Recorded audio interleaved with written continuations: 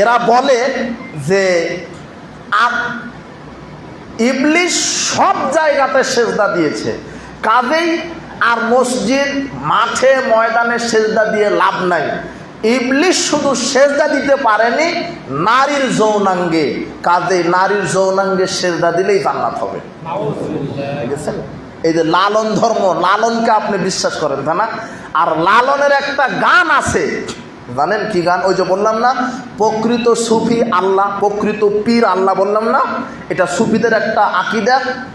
লালন বলছে, পাগল মন রে গুরু ভজনা, গুরু নামে আছে সুধা, যিনি গুরু তিনি খোদা।